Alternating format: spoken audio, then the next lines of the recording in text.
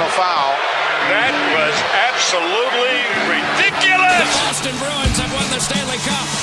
Up on down. Here comes a 1-2 pitch. Red Sox win the World Series! I don't know. It's tough. Tom's up there, man. Beantown. What is going on, everybody? It is your boy Jesse Almeida here on YouTube and here on Beantown Takes for once again another podcast. Hello, everybody, and welcome to the Beantown Takes podcast here. It is Jesse Almeida here, as I just said, and we got some news. I'm only covering 3 teams because there hasn't been really much news on the Patriots other than the fact that their schedule has released. I want to wait for Mike to do my own prediction pretty much on that team because I have them under 500, but I have to go through the list to say my wins and losses. I can actually do that because I actually have my old computer back right next to me. I'm recording on another laptop as well, so I can switch on and off to get information for you guys right away instead of just leaving it on here and then just making it difficult whatsoever. So, we got some news to cover. We do have some news to cover from the Bruins, Red Sox, and the Celtics. We have nothing really on the Patriots other than the fact that their schedule released from week to week. So, where do I want to start? I think I want to start off with the Boston Celtics because they are in the offseason right now. Their free agency is well underway. The Bruins have 2, but, theirs just kicked off, so, there's really not much in free agency there. But the Celtics have made some moves, as you guys noticed from a video that I did previously, and we are going to dive right in to the Boston Celtics.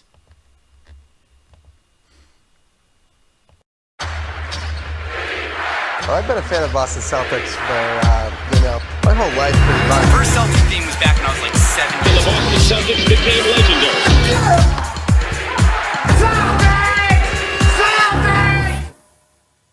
So, for the Boston Celtics, not the end that we all wanted, obviously. We all wanted to see them go on and win their 18th banner of the franchise and win the NBA Finals. But unfortunately, guys, that did not happen.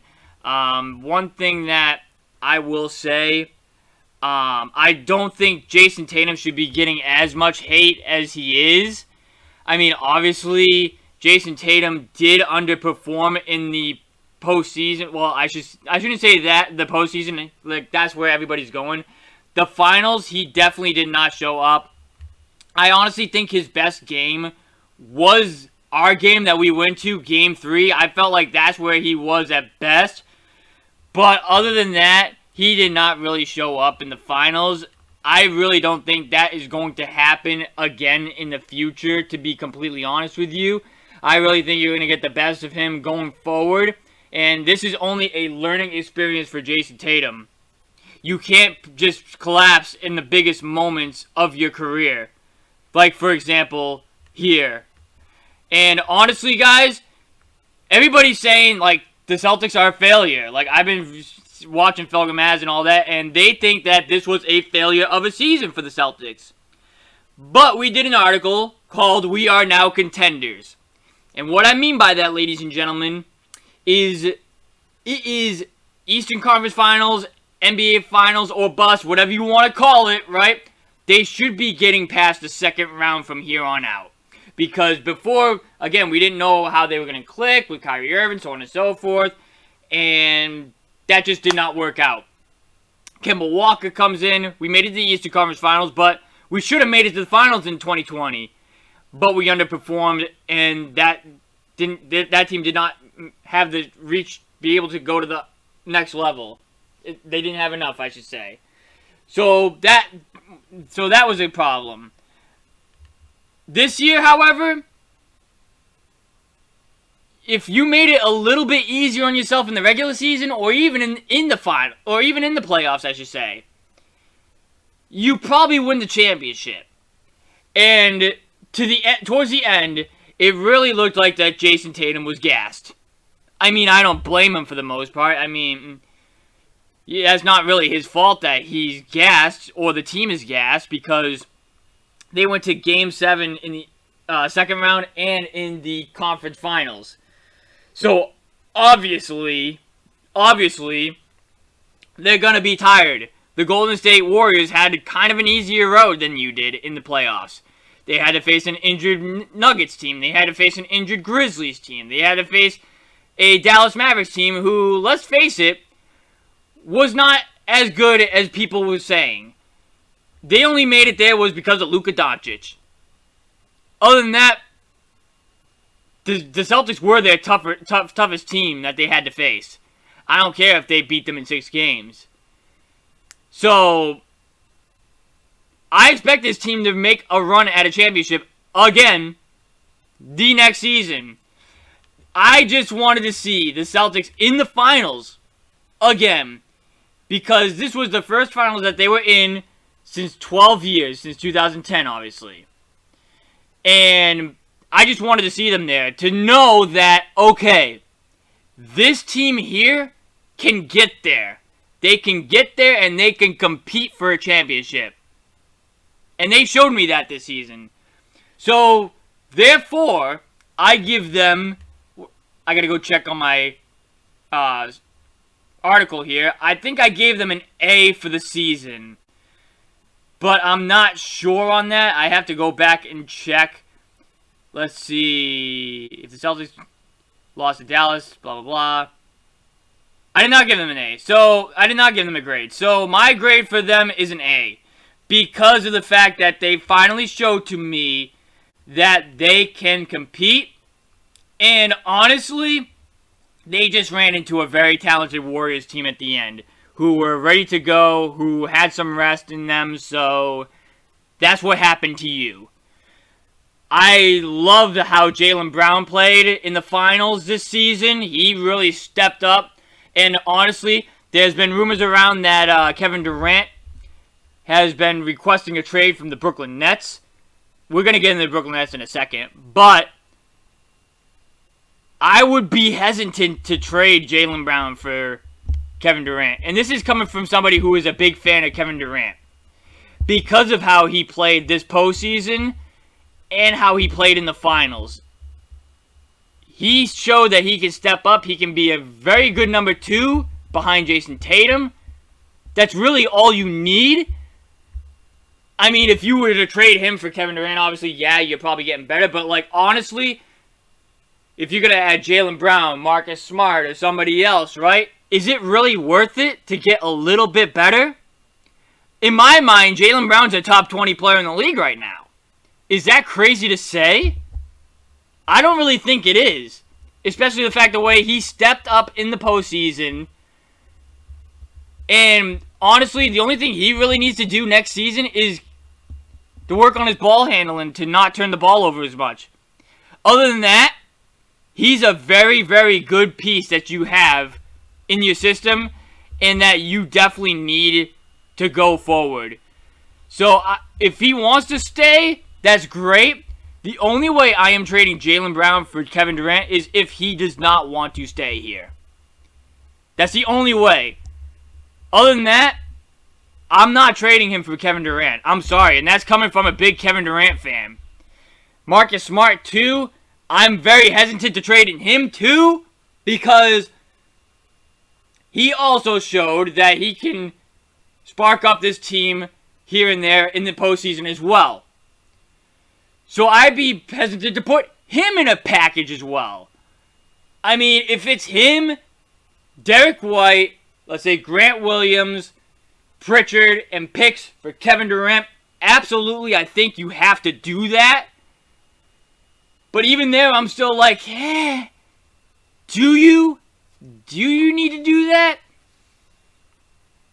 I could be talking out of my butt there because I could be overrating Smart there, but like, he finally bought into his role. And from what I've seen in the postseason, he played exactly the way you kind of need him to play. People complain about how he chucked up threes or whatever, so on and so forth. But I mean, if they're giving him the shot, he should take them. Because he can hold his own at least from the three-point line. Not like Draymond Green or Ben Simmons or like Robert Williams. Like, you know what I mean? Like, he can shoot the ball. we can see that he can shoot it. So I feel like you should be hesitant to trade Smart unless it's a very, very good package that you cannot refuse. Right? I would not trade Marcus Smart, but I think you definitely have to keep either Smart or White on this team, one of the two. Next up, I have to talk about is Al Horford. I don't know what their plan is with Al Horford yet, if they're going to waive him and sign him to a team-friendly deal. I have no idea what they're doing yet.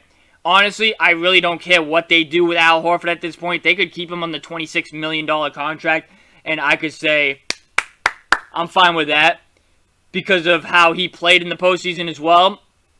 Al Horford really showed that he fits your system as a center. What do they have in... No, check that. Power forward, because they ran Smart, Brown, Tatum, Horford, and Robert Williams as their starting lineup. So, it's clear as day he's a number 4. But I could definitely see them having him be a number 5. Maybe because of his age, maybe he will be a backup 5. I don't know what they'll do there, but I really think that he provides for you very well in the paint. He's a good defender. I did not think he was that good of a defender until this season, but I thought he was really on the downhill, and I thought he was way on the downhill. But he showed to you this postseason that he still has a little bit left in the tank. So he is going to be a very important piece going forward for the Celtics, because the Celtics this offseason made a trade and they absolutely fleeced a team, and that is the Indiana Pacers. Thank you, Indiana, for Malcolm Brogdon for absolutely nothing. You gave away Daniel Tice, who, if you know me, right, I was praising how, like, Daniel Tice was a good piece off the bench because it doesn't change their role, like, they change the way they play if Horford comes out and Tice comes in. Honestly, guys, Tice was really like, I don't think he was a factor really in the finals. And I really think you could find players like Daniel Tice elsewhere. So that's really a nobody piece that we gave away for Brogdon there. You gave up Nesmith, which that's probably your best piece that you really gave up in this deal, honestly, because he is young. He's only going into his 3rd year in the NBA. So, like, if you're really down on the fact that they traded Nesmith because you feel like that there could be a little bit of upside there, I can kind of understand that. But me personally, I feel like we've seen enough of Aaron Nesmith over the last couple of years to know, like, what he's going to be. He's going to get more minutes in Indiana, so I expect him to produce a little bit more than he did up here, but he was not producing the three-pointer like we expected him to out of college. So that pick really didn't work out in our favor. Maybe it'll work out for Indiana, I don't know. You gave up a first-round pick for next season, which, again, probably going to be like 28, 29, 30 or somewhere around there. So really, not that big of a piece there. Then you gave up the end of the bench like Nick Stauskas, Morgan Fritz, or whatever the hell. No big deal. I thought for sure if you were going to get Brogdon, because I've seen on a couple of 2K rebuilds from some YouTubers that they got Brogdon, and I was like, ooh. Now there would be somebody that's a good piece for the Celtics, because he shoots the ball good and all that. I heard this the other day, and it blew my mind. Malcolm Brogdon has put up numbers that only Steph Curry, Russell Westbrook, James Harden, and Luka Doncic has put up. I think it was like the 50%, 40%, and 90%. 50% from the field, 40% from 3, 90% from the free throw line. This guy right here, unless you're living under a rock, could potentially be an all-star. He is one of the better guards in the league, without a doubt. If you were to ask me right now who would I take, Russell Westbrook or Malcolm Brogdon, I'm honestly probably going with Malcolm Brogdon. I can't lie to you. He's going to be a sixth man because of him coming off his injury, obviously. But, like, man, if this guy could stay on the floor, ooh, they got a hell of a steal with this one. Malcolm Brogdon averages about, like, 20 points a game, 6 assists per game, 5 rebounds a game. Again, shooting 90% from the free throw line, 50% from the field, 40% from 3. So he's going to provide you with bench scoring that you really need. And you really didn't have to go into your lineup in order to get this guy.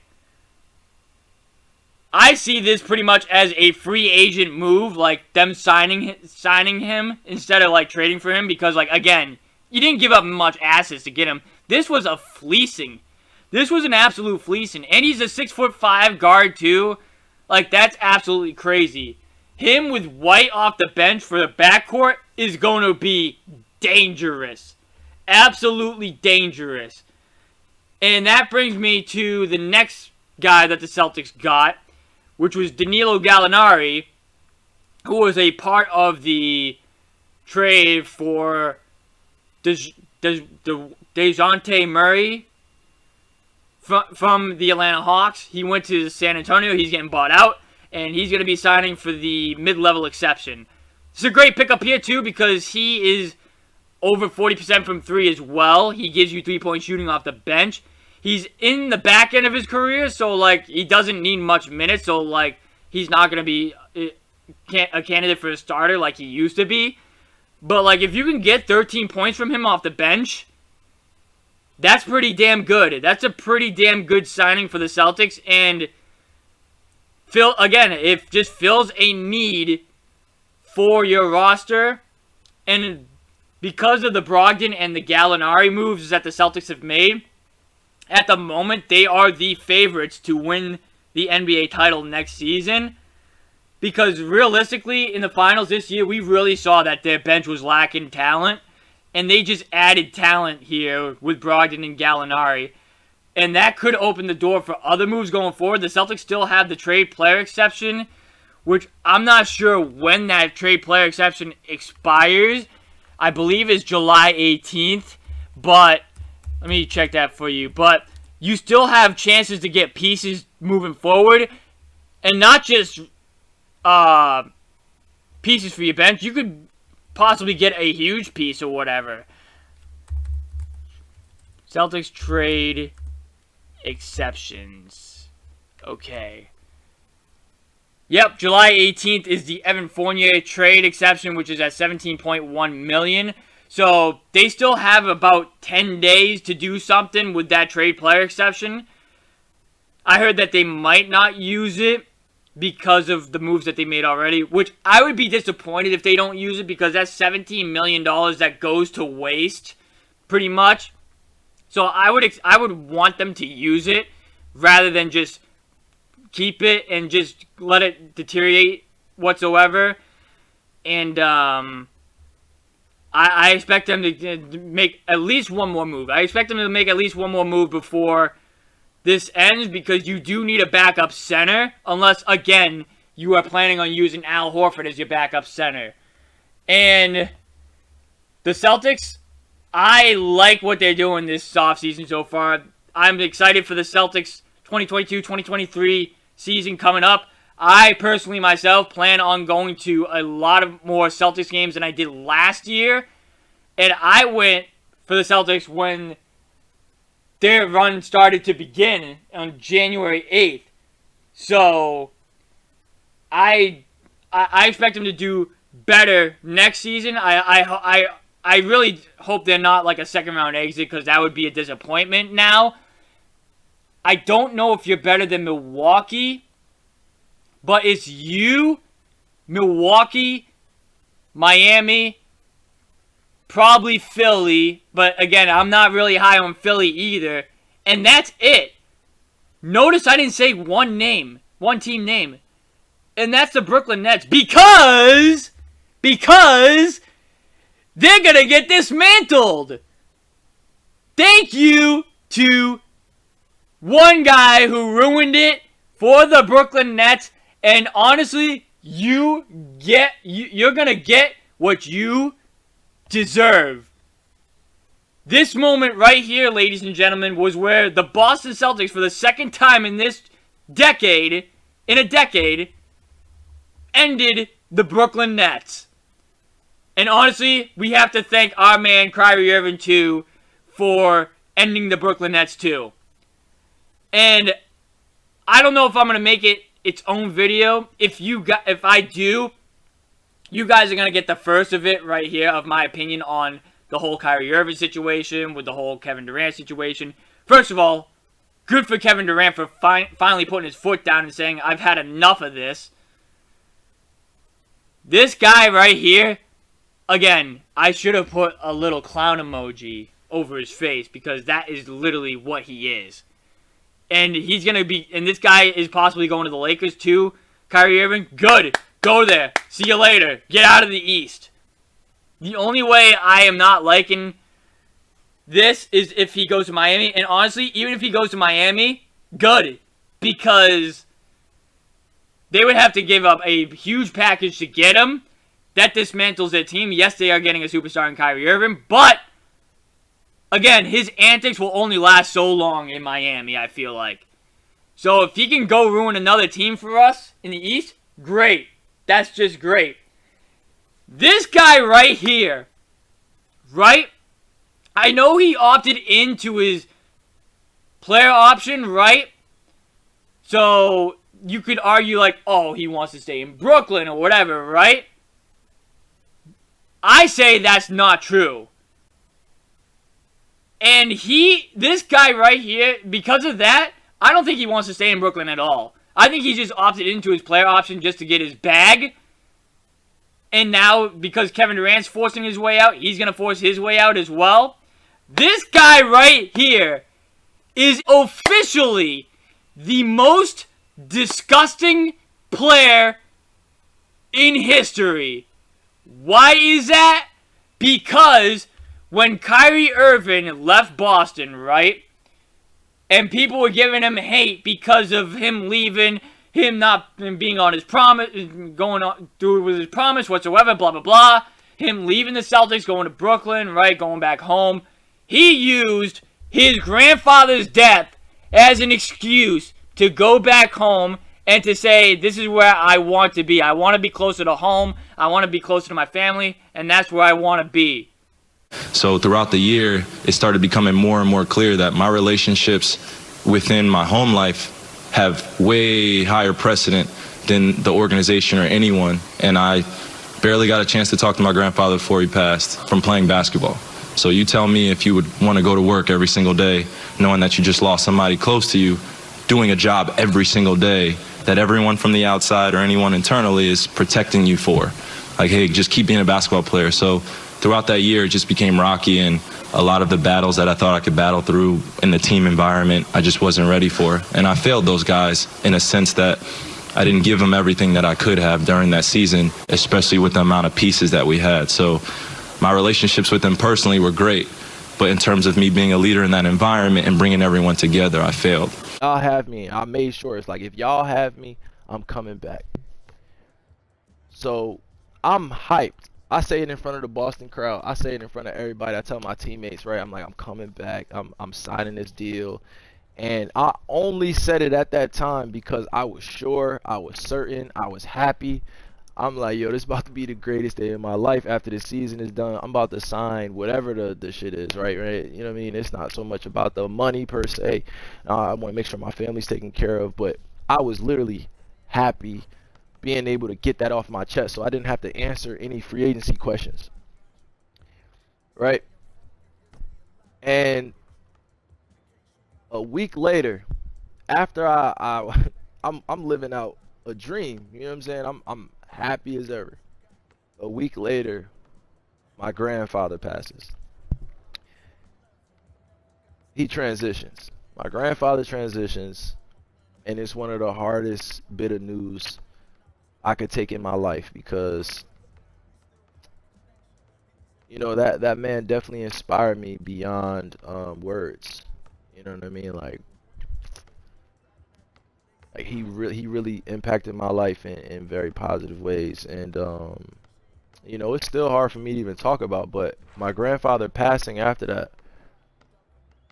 I felt like I was letting a lot of my family members down because I was spending a lot more time dedicating myself to being great in the game, but I wasn't spending enough time being a great family member. And probably some of y'all don't even know what the fuck I'm talking about, and this message will go over your head, and you know what I mean, this shit will end up going viral tomorrow, right? But honestly, it was never just about Boston. It was never about you know what I mean, like trying to make sense of a decision I made a week prior to that. All I could do is be there for my family. And like again, I don't really need sympathy, y'all. I appreciate the support, but I had to get through it. And when I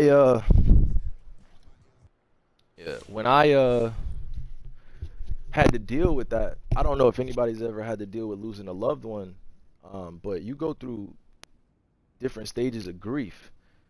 And guess what I had to go through? Guess what I had to go through in front of the public eye? Me grieving. So I'm angry, you know what I'm saying? I'm depressed. I'm over here dealing with real life grief. I cried, you know, about losing my grandfather, bro. And you don't, like, you control and hate all you want, but it's just real shit that goes on in life where because I'm in the public eye, I can't escape having human emotion. Did I have to learn from my mistakes in the public eye? Absolutely. Did I have to deal with the consequences of going throughout the season and then making a decision to go back home and be with my family? Absolutely. So I had to learn a lot once I left that point in my career. Being in Boston taught me a lot. I definitely dealt with a lot of, shall I say, overt and over-the-top racism, even being a player in Boston. I'm not saying that Boston's racist. Don't ever fucking quote me in saying that shit. I mean, it's not my first time being an opponent in Boston. So, you know, I'm just looking forward to competing with my teammates. And, you know, hopefully we can just keep it strictly basketball. You know, there's no belligerence or any racism going on, subtle racism and people yelling shit from the crowd. But even if it is, it's part of the nature of the game, and we're just going to focus on what we can control. Is it something you've experienced in Boston before? I'm not the only one that could attest to this, but it's just, you know, it is what it is. All I'm saying is that the reality of the situation is I dealt with a lot of shit that I never talked about, because if I wasn't performing up to their standards or expectations, let's just say words were flying everywhere. You know what I mean? And then on top of that, the way that they were treating other teams, and not just in basketball, but in other sports and other entertainment venues, it got to be too much. And I couldn't defend that. You know what I'm saying? I'm not going to say that I'm not going to say that it was comfortable for me, bro, because it really wasn't. It was very uncomfortable for me. So towards the end of the season, it just got worse and worse and worse and worse. And then, you know, I had to make a move to go back home and be with my family. And that's what it is. Now you want to go to LA? Really? What happened to staying close to your family? What happened to being with your family for the time being whatsoever? Really? You want to go to LA now? You want to go cross the country from where your family is, after pretty much screwing the Celtics and saying, oh, I wanted to go home because I wanted to be closer to my family. I learned after my grandfather's death that I wanted to be closer to my family and I wanted to be with him. Really? So now you're going to go to LA? After, what, 3 seasons just like that? Oh, you're disgusting. You are absolutely disgusting. And nobody's seeing this either. Nobody's seeing this side of it either. Like, I don't know how people can look at this guy and say that there's nothing wrong with him. There's clearly as day something wrong with this guy. I hope he figures it out. Because I don't want to see mental health whatsoever get at a guy or whatever. Like, but clearly he's got some mental health problems or whatsoever going on. I don't know, man. This guy's with himself or whatsoever. But that's my little short take of Kyrie Irving right there. He's getting absolutely everything that he deserves because of the fact that he screwed teams whatsoever. So now Katie's like, you know what? I'm going to screw you. So I'm glad for Kevin Durant for finally putting his foot down because, let's face it, what he was doing over there was a joke, not playing games whatsoever too. And he's about to ruin another franchise. And honestly, I'm glad the Celtics are where they are right now without him. So that's really all I have to say on the Celtics. That's all I do need to say. And I'll move on to the Red Sox because they might be getting a nickname that another Boston team has. We'll get into that right now. Ladies and gentlemen, the battery for Boston. So, is it time to give the Boston Red Sox the Fool's Gold nickname like the Boston Bruins? And honestly, ladies and gentlemen, yeah, I think it's time to give them the Fool's Gold name because if you have not been following the Red Sox recently, they are not playing good against the good teams, but they're beating the bad teams. So in other words, they look good, but they're not good whatsoever. And I definitely think the starting pitching not there. Like Nathan Eovaldi's hurt, Paxton hurt. Who else is hurt? Chris Sale hurt. I think that all plays a factor with the Red Sox right now. But still, I don't know, man. Even the bad teams, too, I feel like they're just not playing up to par with the bad teams either. They're pretty much, their wins recently have been off errors. Think about that for a second. Like the Red Sox game that we saw on July 4th, I think the only real run that they scored was the home run from Story. And Cordero, I think, drove in a run, too. So I really think only 2 real runs. Oh, no, Devers drove in an RBI, too, that day. Sorry, there was 3 real runs that game for the Red Sox. So you won that game. I'll give you that game because the Rays did not hit whatsoever somehow against your bullpen. So I'll give you that game. But the Cubs, on that Sunday before the 4th of July, you won that off errors. The hitting has not been there, I feel like, for the most part. It was there last night against the Yankees. You scored 5 runs there, but your pitching gave up 6 runs, so, like, that really did not matter. The second game against Tampa Bay, you scored 4 there. Bogarts homered, Story homered, and I forget what else. No, that was it. Bogarts' home run was a 3-run home run, I think, and Story's was a solo bomb. So that was the only runs you scored there.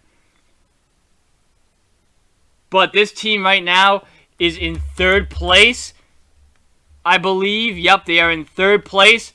They are currently 45-38. They do have a wild card spot. They have the 3rd wild card. Is it the 3rd or the 2nd? They have the 2nd wild card spot right now in the American League. And I heard a stat yesterday from Felger Maz, and it blew my mind away because that's when I was like, oh wow, they really are fool's gold. The Red Sox are 0-8 in series against the American League East. They are 9-19 total against the American League East. You have not gotten a single win yet against an American League East team. You have not gotten a single series win against an American League East team yet. So I believe you really haven't beaten that much good competition. Recently, let's go to the Red Sox on ESPN, and let's get our information there from the recent games that the Red Sox have played. Oh, and by the way, you are now going to be facing the Yankees too. Oh boy. And they already got one game from you. They barely beat you too. I don't know how. You do not know your starter for tonight or tomorrow. Again, against the Yankees. Oh boy. So, it's not looking good for this Red Sox team whatsoever. So recently, the Cubs took 2 out of 3 from you. The Rays took 2 out of 3 from you. The Blue Jays took 2 out of 3 from you. You swept the Guardians, who are not having a good season whatsoever. You swept the Tigers, who are not having a good season whatsoever. So once again, you're beating bad teams. And you're not beating the good teams. Even the Cubs, you should be beating the Cubs. And you didn't beat the Cubs. So what is it? You're hurt, right? But you should be beating the teams. If they really are the record that they are, right? They should be, I would say, because of injuries. I'll give them because of injuries. They should be they should have at least maybe 12 wins against the American League East. And they should at least have a couple of series wins, especially against freaking Baltimore, which I shouldn't say freaking Baltimore anymore because they're having a good season too. They themselves have 40 wins. There's no team in the American League East that has below 40 wins. That just shows how good your division is. And Baltimore, again, is coming right up the corner. You're going to be getting reinforcements soon, which is a good thing. Nathan Eovaldi, Garrett Whitlock, and Kike Hernandez are starting their rehab assignments too. Chris Sale had his rehab assignment the other night too. One thing that is going around, obviously, about Chris Sale is how he destroyed the TV in the clubhouse.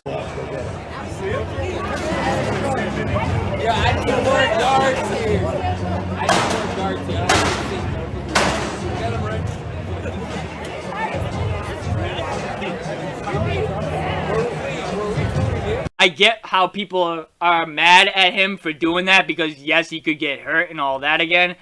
But I don't see an issue with it like the way he's acting whatsoever. He had a bad start in Worcester. And honestly, with all that he's gone through the last 3 years too, sometimes you do need to get your energy out like that. Sometimes you do need to get anger out that way. I know sometimes when I'm angry and it just boils up, if I yell or if I slam my fist on the couch or whatever, right, that helps me a little bit. Sometimes you do need a little bit of anger release whatsoever. And honestly, for the people who are calling him a baby, child, or whatever, is it immature? Yes. But if you want him to be normal, then he shouldn't be in the major leagues, because being in professional sports is not a normal environment, because you're hearing people taunted you constantly on the road whatsoever. They're always talking about you and how you play, so on and so forth. It's not really a normal environment, and it's a very stressful environment to be in. So I would like to see how you would act to the people that are saying he's a baby or whatsoever, right? I would like to see how you would act if you were in this guy's shoes, especially with all that he's gone through the last 3 years, saying that, oh, he's a waste of space for the roster. Oh, his contract's not worth it, which it really wasn't. But still, in his mind must have been going crazy, especially to where he's not the same Chris Sale like he used to be. And that's got to be frustrating the hell out of him. Like, for me, I know, I'm not saying that my situation is the same as Chris Sale's, but when I was in the hospital, right, and I got out, right, the first time, when I had the PICC line and all that, I could not go to games because I had to be careful with that PICC line because, again, it's in your main artery. When you have a PICC line, it's in your main artery that goes to your heart. So I had to be careful there. I had to have TPN, which is like a bag that gives you nutrients whatsoever. So I had to have that every single night. So for me, watching sports games and knowing that I cannot go to them, something that was my normal life before, right? I was going crazy. I wanted to throw the remote at the TV. I wanted to smash things whatsoever. My mind was going ballistic because I could not do the same thing that I was used to before. And honestly, that's how Chris Sale feels. He knows he's not the same pitcher that he used to be. He knows that he's not performing like he used to. And that's bothering his mind. And then the first time he steps on the field after sitting out all that time, he performs like that. Again, his mind's got to be going crazy. Like, I feel for the guy. I definitely would have probably let off steam too if I was him. So, I don't blame him for the way he acted. We've seen players act that way before. Like, I don't understand how his situation is bad, but when David Ortiz broke the phone whatsoever in Baltimore, that's something completely different. Or when David Ortiz walked out in a temper tantrum at the umpire or whatever, right? I don't understand how that's different to this, too. Like, then we've seen, you know what I mean? We've seen players do this before. We've seen David Price act like a baby before with the reporters. We've seen it before. We've seen people get their anger out in public before. This is no different. And that TV was already broken, too. Like, if anything, he helped them get a new TV. But anyways, that's something completely different. Now I'm rambling on the situation. Brian Balow made his Red Sox debut the other day. I liked what I saw, like, stuff-wise from him. I don't think he needs to throw 97. I don't think he needs to throw that fast or whatever, right? I just think he needs to control his pitches a little bit more. That's the only thing I really think he needs to do in order to be a big league pitcher going forward. He is going to get another start on Monday against the Tampa Bay Rays again, so he'll get a second crack at the major league. So maybe they'll work on his mechanics to keep his control whatsoever. But I like this kid. I like the kid's stuff. You overhyped him right now for sure because I don't think personally he's ready for the big leagues yet. But I see what he could be in the future. I don't think he could be an ace or number 2. I think a solid number 3 is what he could be. And you're going to need that in the future because you're not going to have pitching really whatsoever. So you need to develop some sort of pitching down there. And I can see him being a big league pitcher someday. I just don't think right now is the time. But I do like the stuff that he brings. And next topic I want to get on before we move on to the Bruins is Rafael Devers and Xander Bogaerts. Yes, I said both of them. Devers is going to be an all-star this year. Well-deserved. He's going to be a starting third baseman, I think. That will be announced today, later on in the day. But the reason why I'm bringing them two up is because Boston better not underappreciate the both of them. It's crazy to me, too, with Bogaerts not being an all-star. I really think that's insane. Because if you look at the final 2 players that could be in the all-star game for shortstops, Tim Anderson and Bo Bichette. Besides the home run numbers, Bogaerts has better numbers than Bo Bichette. And I could understand Tim Anderson a little bit, but still, I feel like Bogaerts not being at least in the conversation to be in the All-Star game is absolutely disrespectful. And I am sick and tired of the underappreciation for Xander Bogaerts. I am sick and tired of it. It's happened for so goddamn long that now I would feel like the front office, too, is going to use that as, you weren't an All-Star this year.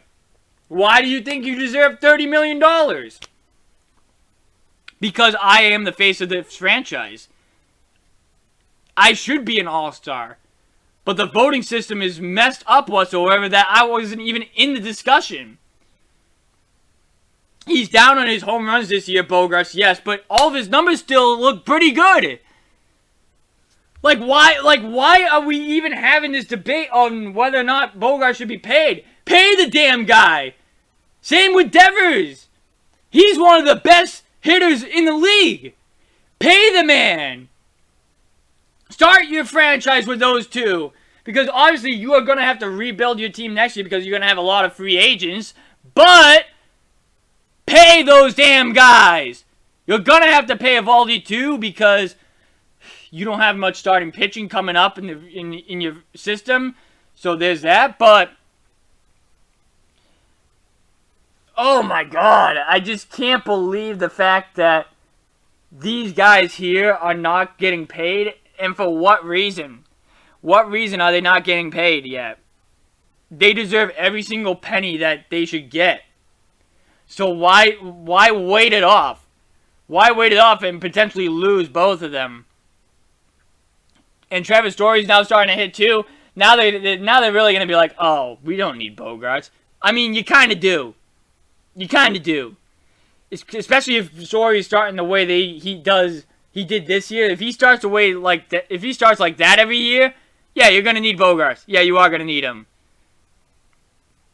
I don't know what the Red Sox are gonna do. I feel like the Red Sox are gonna buy, obviously, because they are a wild card team, so they are gonna buy a little bit. But like, they don't really have much to trade away for the most part. I don't know what they are going to do in terms of trading, but I swear to God, if they trade Bogaerts, I might consider the Red Sox in timeout and take off the Bruins. Because right now, the Bruins are kind of in a timeout. But if they trade Bogaerts, or even get rid of him, obviously, I might consider them in timeout. At least finish the year with him. I mean, he's going to opt out, obviously. After he opts out, effing pay him. And then work on Devers. Don't wait for the last damn minute to lock up your franchise players. Because JD's not doing good. I don't think he's having a great year, personally. I mean, his average is good. But his average has taken a big dip recently. Now he's batting .307. He only has 8 home runs. He's only driven in 34 runs batted in. He's not the same player like he used to be. You might be able to get rid of him or get him for cheap, maybe, but it's clear as day. Your two cornerstones are Bogaerts and Devers. And obviously Story because, like, you just got him. Where you go after that, I have no idea where you go after that. And another thing you do have to consider, too, is you have to consider getting a first baseman. If they're going to make any move at the trade deadline, it has to be a first baseman, relief pitching, or even starting pitching help. It has to be one of those three. Because their first base situation is atrocious. I can't stand watching Franchi Cordero at first base anymore. Or Bobby Dahlbeck striking out at the dish with the bases loaded. I just can't. I just can't do it anymore. They need to do something. And right now, for me at least, the Red Sox get the fool's gold name. Until they beat some good competition on the daily basis. Like if the Red Sox split the Yankees, that'll be decent. Then if they go into Tampa and win that series, that'll be good. And then they got to face the Yankees again. I feel like this stretch down here, like this stretch down the road, is going to be where we see and how we view their season. Because right now, I don't think they go anywhere. I don't think they're going anywhere right now at the moment. Because right now, if you're a wild card 2 team, that means you face the first wild card team. Yep, that means you face the first wild card team, and that would be the Toronto Blue Jays. I don't see you beating Toronto right now, unless you somehow get better in the trade deadline. So we'll see what happens there. Next up is the Boston Bruins, and I'm going to kind of collect everything that's been going on with the Bruins. There hasn't been really much going on with the Bruins, but they are in rumors of some players, and we will be going into detail on who they are rumored on. What's up, Boston Bruins? Boston Bruins!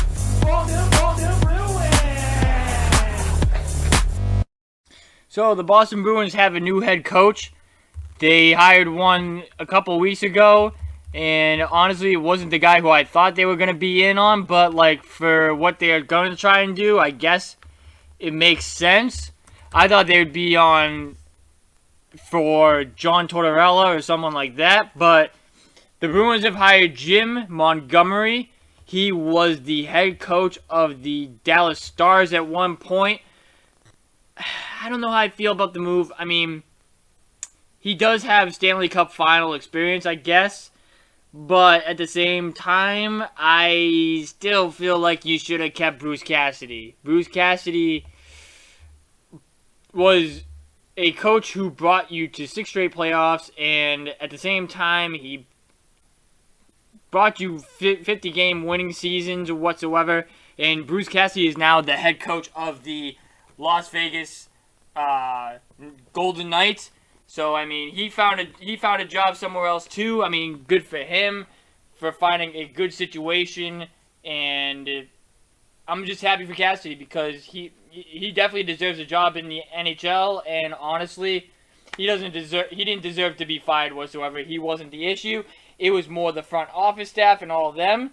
That's who's really to put the blame for all of this. So I'm just glad he found a job elsewhere, and hopefully he doesn't come back to bite. This move doesn't come back to bite us. As for Montgomery, I don't know really much about Montgomery, as I forgot to put a picture in there. My bad, guys. But I don't know much about him. The only thing I do know is that he was a head coach of the Dallas Stars since 2018, and it says right here, head coach from 2018-2019. So I mean, he wasn't even the coach for them with the fine. What? Oh, he was an assistant for the Blues. Okay. I don't know much about this guy, to be honest with you. I really think you should have went for somebody who's well-known whatsoever. I want to see how the Dallas Stars did under Montgomery. I'm going to look that up right now. Come on. Stars. 2018-19. Oh, he was only a head coach for one season. So they were 43, 32, and 7 in 2018 and 19. Did they make the playoffs that year? They did make the playoffs, but I don't think they went too far, unfortunately. So I don't know. We'll see how the Bruins do under this new head coach. There's really, and what Montgomery, I guess, is going to help out with is that he's going to help out with the development of players. And you're going to need development of players at the beginning of the season because we have some injury reports on the Boston Bruins to begin the season. One of them is Brad Marchand. He had a hip done, I believe, if I'm not mistaken. So he will be out until around December for the most part. Then the other one who's going to be out is Charlie McAvoy. He had a shoulder procedure done. He will be out until December as well. Yep, Marchand underwent successful surgery on both hips, and he'll be out for 6 months. McAvoy's out until December. Brad Marchand's out till December. Grzelcyk is going to be out until November. So, you're going to need some young guys up in the major leagues here for the time being. You're going to need some young talent in the professional level, and I think that's what the Bruins are going to do for the time being. They'll probably have Zach Zinnishin up here. They'll probably have Zaboral for the most part, and they'll have some sort of talent whatsoever. But honestly, I don't think they're going to be doing much for the first couple of months of the season. Bergeron is reportedly going to be coming back on a 1-year deal, maybe with a player option for a second year. That's what I've been hearing. I've also heard that David Krejci might be coming back as well. He's still mulling his options there, depending on what team it will be. But I heard that there is interest in David Krejci coming back to the NHL and possibly the Bruins. Another thing that the Bruins are rumored right now is that they are rumored to be in contract extensions with David Pastrnak. You need to lock him up right away because he puts numbers up. He's in the same category as Austin Matthews, Connor McDavid. What was the other one? Draisaitl, whatever, however you pronounce his name, Draisaitl from the Oilers, McKinnon, and all of them. So he's one of the better players in the league, and you cannot afford to lose him whatsoever. And for the free agency rumors, I heard that the Bruins could be in on a guy like Kadri, which, again, I don't know how they are going to be rumored in on some of these guys unless they're willing to give money away. By money, I mean contracts. So, I don't know where they're going to get the money for. The Bruins have interest in Vincent Trocheck, who was a 20-goal scorer, 30-assist goal scorer, whatever. So, again, these guys are going to cost you money. And I don't know how you're going to be able to get the money for these players. But I do like the fact that they are going to try and add talent to the main team, because that's honestly what they kind of need to focus on as of right now, because their major league roster is subpar, not so good. So I like that they're going to try and add talent. If that means you have to get rid of like Coyle or whatsoever to get yourself better, that's okay. But right now, this team is nowhere close to competing for a title. Right now, I'd possibly have them at like 7th or 8th in the conference if this team stays the way they are. The schedule was released the other day. So, as I mentioned before, the Bruins are right now in the middle of their draft.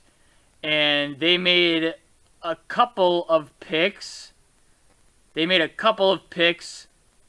Where is the picks that they made? I'm trying to find them for you guys. They had a few second round, few third round picks, and some fourths. They didn't do really anything too crazy. Let's see. Bruins.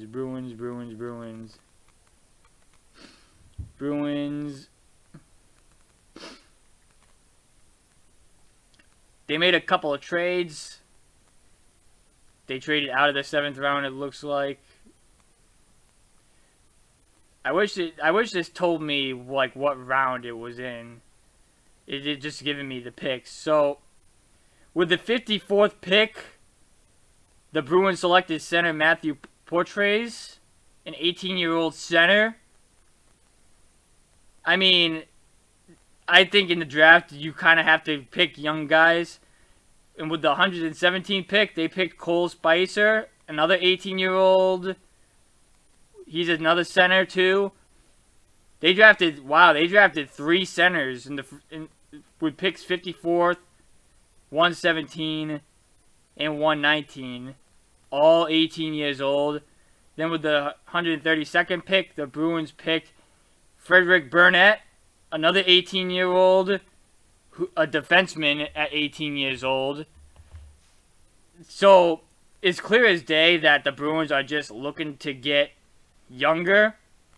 For the most part, they're just going for the age and hoping they pan out. I mean, I think that's the way to go. I mean, I really don't think you can't get anything that... You can't really draft anybody who's like 22, 21 or older, pretty much. And then with the 200 pick, Jackson Edwards, another defenseman coming to Boston. All 18-year-olds that they picked out of the draft today. So, we'll see what they look like going forward in Providence and whatnot, but they still need to find a way to add talent to this roster, and honestly, the only way they are going to be able to do that is if they trade contracts away, because right now their cap space is at $2.3 million, and that's really not going to get you too much in free agency. That will get you like a role player at best, I would say. So there's really not much going for them unless they make some moves. We'll figure out what moves they're going to make, because their free agency for the NHL is officially underway. It went underway, I believe, last night. So we will figure out what moves they are going to be making going forward. And the season starts in around October. Their schedule has officially released. I will be checking out personally what games I will be going to for them, because they're in a semi-timeout, because, yeah, they underachieved last year, and yeah, their front office staff has been a joke recently, especially with the firing of Bruce Cassidy. However, I still like the fact that they have their core going forward, and they want to get better at least. So that's going to do it for the end of this podcast here. If you guys did enjoy, please leave a thumbs up down below. And please subscribe right now if you guys are new. You guys know what to do already. Like, I don't have to repeat it over and over again like other YouTubers do. I just need to say it once and that's it. Go check out beantowntakes.com. Link is in the description down below. If you guys want to donate to us to go to games, the Venmo account is in the description as well. Anything else, we appreciate all the love and support. I will get Mike back on here at some point to get his thoughts on the Red Sox, the Patriots, so on and so forth. We do have to do a prediction for the season. I'm going to actually do that right now on my other computer. NFL Predictor. Let's see. I forget what website it was, but there's a website where you can make your own predictions and whatnot. So, we'll do that. I'll have that on live so we can see what we're picking each time for each game. I'll have Mike here, too, to do that. That might be next podcast or whatever. The next video I think I'm going to cover will be Kyrie Irving, because I do want to get on that topic. Even though right now his news has nothing to do with the Celtics, it exposes him for pretty much giving up on this team when he was here. So it's kind of related to the Celtics, but it's not. But I do want to get on that topic because I feel like Celtics fans are blinded by the fact of what's going on with him. So I do want to get on that topic. That's going to be its own video. That could be next or when he gets traded officially. I don't know when I'm going to post that, but that video will be coming. We'll do a Celtics rebuild, I think, with Malcolm Brogdon, Danilo Galinari, and we'll go from there pretty much, guys. So I don't know what game I'm going to hit next. I just hit a Red Sox game before. I actually have a little planner on my phone here of what games I do want to hit. The Yankees are in town right now. However, because of the fact that their pitching is hurt and they don't really know who they're pitching, I might sit this series out and wait until after the All-Star break until the Cleveland Guardians come to town or possibly the Milwaukee Brewers come to town, because we don't really see the Brewers coming in town that often, and the Guardians will be coming here for the first time as the Guardians, so might catch that. And everybody should be back by then, so there should be no excuse whatsoever for them being fool's gold. Thank you guys for watching again. It's been Jesse. I'll see you guys in the next video. Later, guys.